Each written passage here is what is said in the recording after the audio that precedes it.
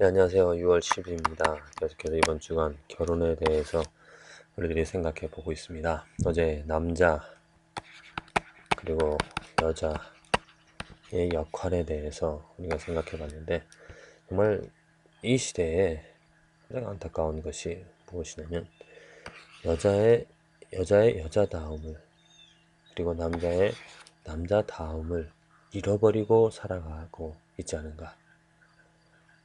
여자는 여자로서의 그 아름다움이 되겠습니까? 상품화가 되어졌죠. 왜곡되어졌습니다. 여자의 가치가 정말 무엇인지. 그리고 남자 또한 어찌 보면은 남자는 여자와 여성화 되었습니다. 남자의 용맹스러움, 남자다움. 남자다움이라는 것이 어떤 것인지 여러분들 아시겠죠? 용감하고 싸움하고 진취적이고 개척해 나가는 그런 남자다움이 없어져 버린, 요즘 속된 말로 마더보이라는 말이 있지 않습니까? 왜 마더보이라는 말이 나왔습니까? 여자들이, 곧 엄마들이 그 아들을 남자답게 자립하고 개척해 나가는 그런 개척자로서 키우는 그런 삶이 아니라 치마폭에 감싸서 남자를 여성화 시켰다라는 것입니다. 이게 가장 큰 문제이죠. 그러다 보니까 남자는 그 삶을 개척해 나가고 모험해 나가는 일을 해 나가지 못합니다. 두려워합니다. 그래서 한 가정을 이끌어가고 주도하고 올바른 방향을 제시하고 또 그것을 위해서 열심히 땀을 흘리며 일하는 그런 용맹스러운 그런 남자다움은 보여지지 않고, 어떻게 하면 그 여자의 품에, 또 여자의 덕을 보면서 또 올바른 것을 아는 것도 좋은데 알지도 못하고 그냥 시간이 가는 대로 살아가는 그런 모습들. 저는 젊은 대학생들, 우리 그 학생들에게, 여자 학생들에게 말을 합니다. 남자를 만나라고. 남자를. 정말 자기를 이끌어줄 수 있고 지배할 수 있고 또 모험을 좋아하는 개척하고 진취적인 그러한 사람을 만나라고. 그냥 우물쭈물하고 의지도 없고 의지박약, 또 사기는 전혀 없고 삶이 무엇인지조차 모르고, 특별히 하나님의 말씀을 전혀 알지를 못하는 그러한 사람을 구별할 줄 알아야 된다고 저는 말합니다. 어떤 남자 학생들에게 이 얘기를 합니다. 여자를 볼 줄 알아야 된다고. 여자에게 가장 필요한 것은 무엇입니까? 지혜입니다. 지혜. 이 지혜 있는 여자를, 이쁘다고 해서, 아름답다고 해서 그것에 빠져들어가서 썩어질 것, 변화되어질 것, 그런 것에 미혹되어져서 그 사람을 사랑하고 빠져들어가지 말고 정말 지혜로운 여자는 무엇입니까? 하나님을 경외하는 여자죠. 지혜로운 여자는 분명하게 살면서 구별이 되어집니다. 그래서 이런 남자와 여자가 만나는 가정이, 물론 이렇게 정말 남자다운 여자 또 여자다운 여자가 만나서 결혼한다고 해서 문제가 전혀 없는 것은 아닙니다. 문제 있습니다. 왜? 이 사람도 죄인이고 이 사람도 다 죄인이기 때문에 그 죄인들이 만나는, 그 죄인들끼리 살아가는 그 삶에서 부딪히는 일들, 또 이해하지 못하는 일들 분명히 있죠. 하지만 분명하게 하나님을 알고 하나님을 두려워하는 그러한 사람이라면 그 문제들을 해결해 나갈 수 있습니다. 그래서 먼저 내가 누구랑 결혼을 할 것인가 라는 것을 배우자를 정할 때 내가 어떠한 남자가 되어지고 있는가, 내가 어떠한 여자가 되어지고 있는가, 그 남자의 상을, 여자의 상을 생각해 놓고 내가 그러한 사람이 되어질 수 있도록, 그러한 존재가 정말 남자처럼, 남자는 남자로서의, 여자는 여자로서의 그 자질을, 그 자격을 갖추게 되어질 때 하나님께서 하나님 때에 그 한 가정을 이루어 가게 해주시라 믿습니다. 그리고 이제 가정을 이루어서 서로가 서로를 이해하고 하나님 안에서 하나님으로 말미암아 온전히 그 아름다운 성숙하고 변화되어지고 또 본이 되어지는 이 삶에서 많은 가정들이 무너지고 또 많은 가정들이 문제가 있는 그러한 상황 속에서 정말 모든 사람들의 모델이 되어질 수 있는 그런 아름다운 하나의 가정을 여러분들이 이끌어 가시기를 기도를 드립니다. 오늘 그 말씀 신명기 15장, 시편 102편, 이사야 42장, 요한계시록 12장의 말씀입니다. 말씀 가운데서 이사야 42장 1절에서 4절 말씀인데요. 내가 붙드는 나의 종, 내 마음에 기뻐하는 나의 택한 사람을 보라. 내가 나의 신을 그에게 주었은지 그가 이방에 공의를 베풀리라. 그는 외치지 아니하며 목소리를 높이지 아니하며 그 소리로 거리에 들리게 아니하며 상한 갈대를 꺾지 아니하며 꺼져가는 등불을 끄지 아니하고 진리로 공의를 베풀 것이며 그는 쇠하지 아니하며 낙담하지 아니하고 세상에 공의를 세우게 이르리니 섬들이 그 교훈을 앙망하리라. 네, 내가 붙드는 나의 종 누구이겠습니까?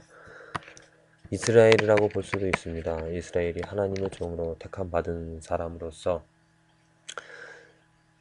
하나님께서 그들을 통하여서 하나님의 거룩함을 드러내고자 하셨죠. 그런데 지금 41장에서도 보면 또 이제 이사야 1장에서도 보면은 그들은 어떻겠습니까? 짐승보다도 못한, 왜? 짐승은 주인을 알아본다라고 했습니다. 짐승은 주인을 알아보는데 이스라엘 사람들은 그 주인이신 하나님을 전혀 알아보지를 못했다라는, 그래서 짐승보다 못한 백성이라고 책망을 하십니다. 그래서 그들은 하나님의, 지금 이제 이사야서 역사를 보면은 그래서 종이 되어 팔려졌죠. 다른 나라의 지배를 받게 되어집니다. 하나님의 종으로서의 자격을 잃어버렸죠.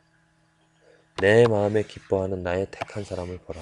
누구이겠습니까? 내 마음에 기뻐하는 사람 누구이겠습니까? 오직 내 마음에 기뻐하는, 하나님이 기뻐하는 사람은 예수 그리스도밖에 없죠.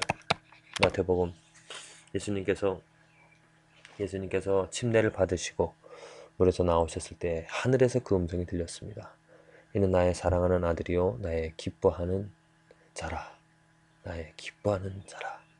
오직 예수님만을 하나님께서 기뻐하셨습니다. 그래서 그를 종으로 하나님께 삼으셔서 그를 통하여서 하신 일들이 무엇입니까? 이방에 공의를 세우셨습니다. 공의, 하나님의 공의, 외치지 아니하며 목소리를 높이지 아니하며 그 소리를 거리게 들리게. 예수님께서 어떻게 하셨습니까? 병을 고치시고 그 병자들에게 말했습니다. 쉬, 내가 행한 일들 말하지 말라라.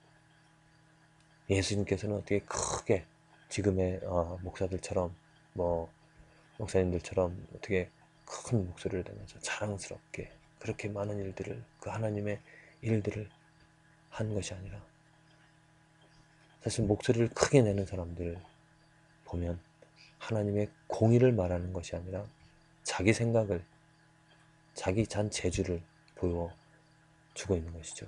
예수님은 그러지 않으셨습니다. 삶의 자리에서 그 예수님이 걸어가시는, 만나는 그 사람들에서, 관계에서 무엇을, 하나님의 공의를 세우셨습니다. 공의를. 하나님의 공의를 세웠다는 것이 무엇입니까? 심판, 분명하게 죄에 대한 심판을 분명히 말씀하셨고요. 그 다음에 용서, 회개하는 자에게 용서함을, 이 공의를 분명하게 예수님은 세워주셨습니다. 보십시오. 공의를 베풀리라. 공의를 베풀 것이며 세상에 공의를 세우기에 이르니, 공의를 세운 그 일이 예수님께서 하신 일입니다. 하나님께서는 그 예수 그리스도를 통하여서 하나님의 공의를 분명하게 이 땅에 세워주셨습니다. 예수님께서는 공의 때문에 이 땅에 오셨고요. 예수님께서는 하나님의 공의 때문에 십자가에서 죽으셨습니다. 하나님의 그 의로움, 하나님의 그 정당한 심판 때문에 그 죄를 용서할 수 없는, 그 죄를 그냥 죄 없다 하실 수 없는 그러한 공정한 심판자이기 때문에, 그 하나님의 공의 때문에 예수 그리스도는 십자가에 달려 죽으셨습니다. 또한 하나님의 공의 때문에 예수님께서 십자가에 달려 죽으셨고요. 또 하나님의 공의 때문에 예수님께서는 죽지 않으시고 다시 부활하셨습니다. 왜? 하나님께서는 그 죄 없는 자를, 그 모든 사람들의 죄를 통하여서 죄 때문에 다 죽이셨지만은 그에게 의롭다, 그를 의롭다 하시기 위하여서 그를 다시 부활시키셔서, 예수님께서는 제자들에게 나타나셔서 부활하신 몸으로 나타나셔서 그 하나님의 공의를 분명하게 보여주셨습니다. 그것처럼 우리들의 삶에서 그 하나님이 기뻐하는 그 종을 통하여서 우리들이 먼저 알아야 될 것은 이 바로 하나님께서 예수님을 통하여서 세워주신 하나님의 공의를 우리들이 알아야 되는 것이죠. 하나님의 의로움을, 거룩함을 먼저 알아야 됩니다. 그리고 그 거룩함 앞에 나의 존재가 설 수 없다라는 정말 부끄러운, 정말 죽을 수밖에 없는 그러한 존재임을 그 공의 앞에서 깨달아서, 하나님의 그 의로움, 그 거룩함 앞에 깨달아서 정말 애통하는 마음으로 긍휼히 여겨달라고, 불쌍히 여겨달라고 나의 죄악들을 고백을 하게 되었을 때, 하나님의 공의로움 때문에, 또 의로움 때문에 되겠습니까? 로마서 1장 17절에 복음에는 하나님의 의가 나타났다고 했습니다. 복음에는 하나님의 의가 나타났습니다. 하나님의 의. 이 복음에 그냥 하나님의 사랑이 나타난 것이 아닙니다. 하나님의 분명한 의가, righteous가 나타났다고 했습니다. 하나님의 모든 죄인들을 그냥 용서하시는 어떤 사랑만 있으신 하나님이 아니라 하나님은 의로우신 하나님, 공의로운 하나님, 정당한 재판자이라는 것. 그래서 하나님의 죄가 있으면, 죄가 있으면 절대로 용서함을 받을 수 없다라는 그런 의로운 것이 나타났다. 그래서 그 의로움 앞에 우리의 죄악들을 다 고백하고 회개하는 사람들에게 하나님은 이제 예수 그리스도의 믿음을 통하여 그 믿음에서 믿음으로 말미암아 우리들은 의롭게 되어지는 것이죠. 예수 그리스도의 믿음을 우리들이 이제 회개를 하게 되어질 때 그 믿음을 갖게 되어짐으로 하나님 앞에 의롭다 칭함을 얻을 수 있고, 이제 그 예수 그리스도의 믿음으로 우리들의 삶도 이제 내 마음에 기뻐하는 종, 하나님이 기뻐하는 그 종으로서, 왜? 내 안에 예수가 있기 때문에 하나님은 나를 이제 기뻐하십니다. 그리고 이제 나를 통하여서 이 공의를 세워나가는 일을 행하는 것이죠. 그렇기 때문에 믿는 자, 성도로서는 행하는 모든 것들이 하나님의 공의로움을 드러내야 할 것입니다. 그 삶에 전혀 죄란 있어서는 안 될 것이죠. 불가능하다라고 아닙니다.